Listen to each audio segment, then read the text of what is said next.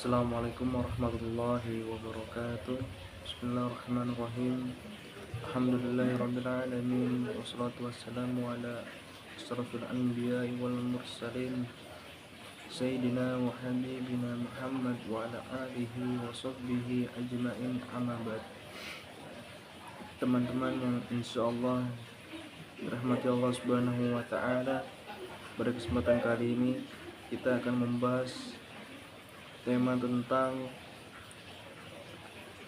penting dalam ekonomi Islam, yaitu jual beli.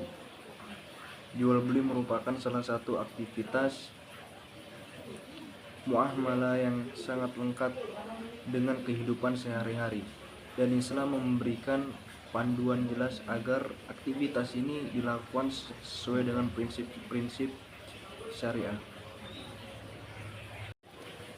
Kita lanjut ke pembahasan. Dalam Islam, jual beli adalah aktivitas yang dibolehkan dan bahkan dianjurkan selama dilakukan dengan cara yang halal dan sesuai dengan ketentuan syariat. Hal ini menunjukkan bahwa Islam sangat memperhatikan keadilan dan kesejahteraan dalam transaksi ekonomi.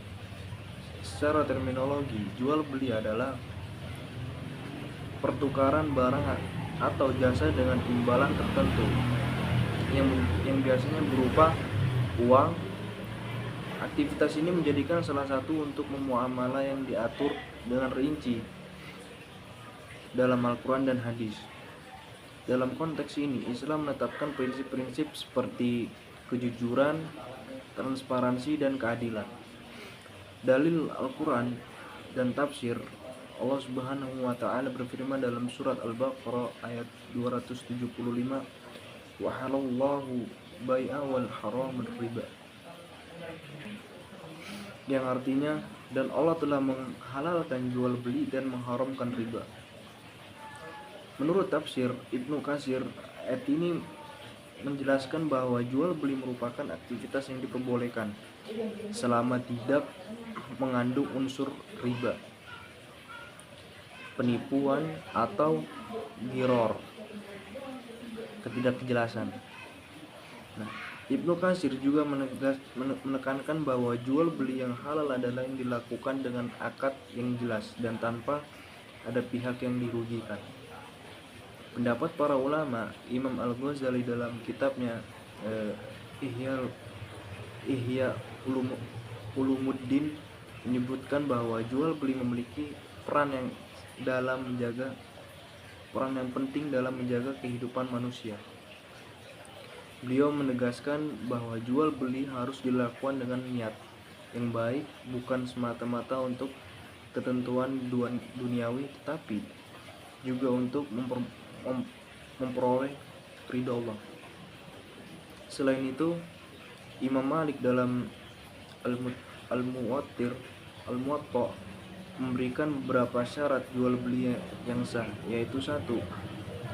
Barang yang dijual harus jelas dan halal. Yang kedua, harga harus disepakati oleh kedua belah pihak. Yang ketiga, tidak ada unsur penipuan atau ghirar. Penjelasan yang 1, barang yang kita jual itu harus halal.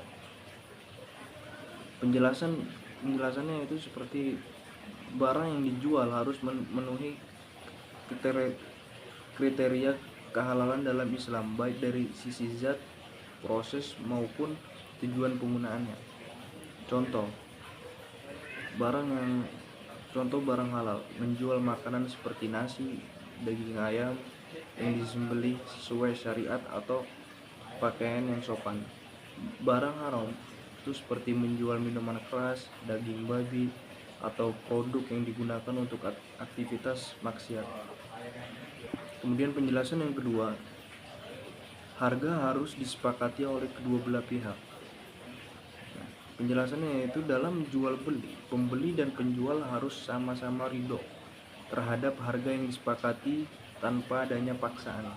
Contohnya seperti penjual dan pembeli sepakat harga sebuah baju adalah 10.000 atau 100.000 dan keduanya merasa ridho. Transaksi tidak sah Itu seperti penjual memaksa pembeli untuk membeli barang dengan harga yang terlalu tinggi tanpa memberi ruang untuk negosiasi. Terus penjelasan yang ketiga, tidak ada unsur penipuan atau ghirar.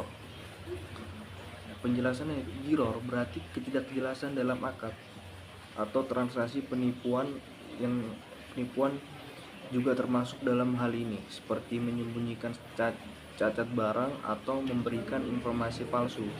Contohnya seperti transaksi tanpa ghirar itu contohnya seperti penjual menjelaskan secara rinci kondisi barang, seperti menjelaskan bahwa ponsel bekas yang dijual memiliki sedikit goresan tetapi masih berfungsi dengan baik. Nah, transaksi dengan ghirar itu penjual menjual barang rusak tanpa memberitahu kondisi sebenarnya atau menjual barang dengan spesifikasi yang berbeda dari yang dijanjikan. Kemudian pengaplikasian dalam kehidupan sehari-hari. 1. Menghindari transaksi yang mengandung riba seperti kredit dengan bunga. Transaksi kredit dengan bunga termasuk dalam kategori riba yang dilarang dalam Islam. Contohnya, menghindari membeli motor secara kredit dengan sistem bunga. Alternatif, membeli motor secara kredit dengan sistem syariah, di mana harga ditetapkan di awal tanpa bunga tambahan. Jadi tidak boleh ada bunga. Yang kedua, menjaga kejujuran dalam menyebutkan kondisi barang, apakah ada kecacatan atau tidak. Penjual harus transparan mengenai kondisi barang, termasuk jika ada cacat atau kekurangan. Contohnya seperti jujur, misalkan penjual mengatakan bahwa handphone yang dijual memiliki layar retak, tapi fungsi layarnya masih normal. Nah, yang tidak jujur di sini itu penjual menyembunyikan cacat barang dengan harapan pembeli tidak mengetahuinya. Jadi misalkan ini barangnya cacat, misalkan ini handphonenya retak, nah, tapi itu masih bisa berfungsi, yang lainnya masih bisa berfungsi, cuman yang cacatnya ini nggak disebutin ke pembelinya, ditutupin. Terus yang ketiga, menghindari penimbunan barang untuk menaikkan harga secara tidak wajar. Penimbunan itu seperti barang ikhtiqar. Ikhtiqar itu adalah menahan barang di pasar dengan tujuan menaikkan harga sehingga merugikan konsumen. Contohnya tuh menghindari penjual tidak menimbun bahan pokok seperti beras saat musim pacek, sehingga masyarakat tetap bisa membelinya dengan harga wajar. Nah, tetapi melakukan ikhtiqar, penjual menyimpan stok barang penting seperti minyak goreng, menunggu harga naik untuk dihitung besar.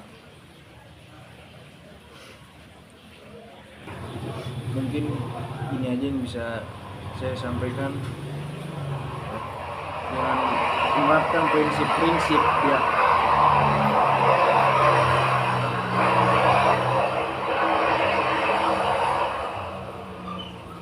Dengan menerapkan prinsip-prinsip yang di atas, transaksi jual beli akan lebih sesuai dengan ajaran Islam, menciptakan keberkahan dan keadilan dalam bermuamalah. Mungkin ini aja yang bisa saya sampaikan. Jika ada kata yang salah datang dari saya, syaitan. Jika ada kata yang benar, insyaallah datang dari Allah Subhanahu wa taala. Syukran.